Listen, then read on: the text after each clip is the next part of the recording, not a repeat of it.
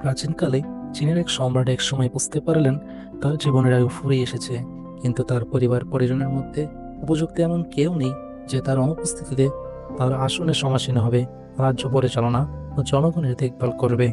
তাই তিনি সিদ্ধান্ত নিলেন রাজ্যের 15 থেকে 25 বছর বয়সী যুবকদের ডেকে এনে পরীক্ষা নিরীক্ষার মাধ্যমে পরবর্তী সম্রাট নির্বাচন করবেন। নির্দিষ্ট সময়ে অসংখ্য যুবক রাজ দরবারে উপস্থিত হলো। সম্রাট প্রথমে তাদের উদ্দেশ্যে সংক্ষিপ্ত একটি ভাষণ দিলেন। এরপর প্রত্যেকের হাতে একটি করে ছোট্ট বীজ ও অঙ্কুর দিয়ে বললেন, প্রত্যেকেই প্রদত্ত বীজের যথাযথ পরিচর্যা ও দেখাশোনা করবে। ঠিক 1 বছর পর এই জায়গায় তোমাদের সঙ্গে সাক্ষাৎ হবে। তখন নিজ নিজ পরিশ্রম ও চেষ্টার ফলাফলের উপর ভিত্তি করে একজনকে রাজ্যের পরবর্তী সম্রাট মনোনীত করা হবে। প্রত্যেকেই নিজ নিজ বীজ নিয়ে ফিরে গেল। সবাই যথোপযুক্ত উর্বর মাটিতে মনোরম পাত্রে বীজ বপন করলো। পানি ও সার প্রয়োগের মাধ্যমে বীজের যত্ন নিতে লাগলো।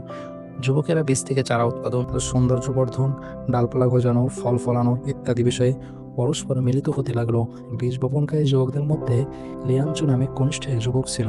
বীজ বপন ও তার পরিচর্যায় তার মা তাকে সহায়তা করেছিলেন। দিন যাচ্ছিল, সপ্তাহ পেরোচ্ছিল, কিন্তু তার বীজ থেকে কোনো অঙ্কুর বা চারা বের হচ্ছিল না, যেন তা প্রাণহীন এক টুকরো পাথর। শত চেষ্টার পরও যুবকটি পুরোপুরি ব্যর্থ হলো।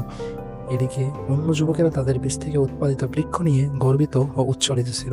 লিয়াঞ্জো সব কিছু দেখতে ও শুনতো। মা তাকে সান্ত্বনা দিয়ে বললেন, এটাও একটা পরীক্ষা। তোমাকে যা করতে বলা হয়েছে তা সঠিকভাবে পালন করছো কিনা সেটাই মুখ্য।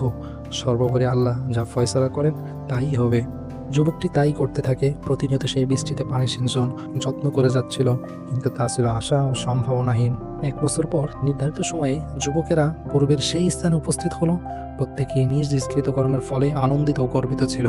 সম্রাটও এই দৃশ্য দেখে পুলকিত হলেন। তিনি প্রত্যেকের কাছে গিয়ে ঘুরে ফিরে দেখলেন এবং তাদের চেষ্টা, শ্রম ও ফলাফলের কারণে তাদের সাধুবাদ জানালেন। মনে হচ্ছিল সম্রাট কিছু একটা অনুসন্ধান করছেন যা তিনি খুঁজে পাচ্ছেন না। হঠাৎ তিনি লিয়াঞ্জো নামক যুবকটিকে দেখতে পেলেন, যে লজ্জায় আড়ষ্ট হয়ে অন্য প্রতিদ্বন্দ্বীর পিছনে লুকিয়ে আছে।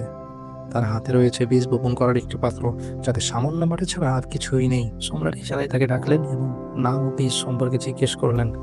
তখন সে ধীর পায়ে এগিয়ে এলো, ভয় ও দ্বিধার সাথে পাত্রটি উঠিয়ে বলল, জনাব, আমার নাম লিয়াঞ্জো। আমি সর্বোচ্চ চেষ্টা ও যত্নের সাথে এর পরিচর্যা করেছি, কিন্তু তা উৎপন্ন হয়নি। লিয়াঞ্জের কথা শুনে সবাই উচ্চস্বরে হাসাহাসি করতে লাগলো। সম্রাট সবাইকে শান্ত হতে বললেন এবং যুবককে রাজ্যাভিষেকের মঞ্চে আহ্বান করলেন। এরপর উপস্থিত যুবকদের লক্ষ্য করে বললেন, হে যুবকগণ, আমি অত্যন্ত আনন্দের সঙ্গে তোমাদেরকে রাজ্যের পরবর্তী সম্রাটের সাথে পরিচয় করিয়ে দিচ্ছি। তার নাম সম্রাট লিয়াঞ্জো। সবাই যেন আকাশ থেকে পড়ল। সম্রাট বিষয়টির ব্যাখ্যা দেওয়ার উদ্দেশ্যে বললেন, আমি তোমাদের প্রত্যেককে একটি নষ্ট বীজ দিয়েছিলাম যা উৎপাদনের অযোগ্য, কিন্তু রাজ্যের অধিপতি হওয়ার লোভ তোমাদেরকে প্ররোচনা দিয়েছিল। তাই তোমরা আমার দেওয়া নষ্ট বীজটি পরিবর্তন করে ভালো উৎপাদনশীল একটি বীজ সেখানে রেখে দিয়েছো। সুতরাং কিভাবে আমি আমার জাতির ভবিষ্যৎ ধোঁকাবাজ যুবকদের হাতে নিরাপদ মনে করব? শুধু একজনই সততার পরিচয় দিয়েছে, সে হলো লিয়াঞ্জো, যে কোনোরূপ ফলাফল না পেয়েও নিজ দায়িত্ব পালন করেছে। সেজন্যই আমি তার উপর রাজ্যের শাসনভার অর্পণ করছি। যুবকটি আনন্দে উত্তেজিত হয়ে হাসি মুখে বাড়িতে এসে মাকে সুসংবাদ দিল। মা খুশিতে তাকে জড়িয়ে ধরলেন, কিন্তু এমন সংবাদে তিনি ন্যূনতম আশ্চর্যবোধ করলেন না। তিনি শুধু বললেন, বৎস, যে ধোঁকা ও প্রবঞ্চনা পোষণ করে সে ব্যর্থ ও ক্ষতিগ্রস্ত হয়, আর যে সততা ও সচ্চরিত্র লালন করে সে সুখী ও সফল হয়।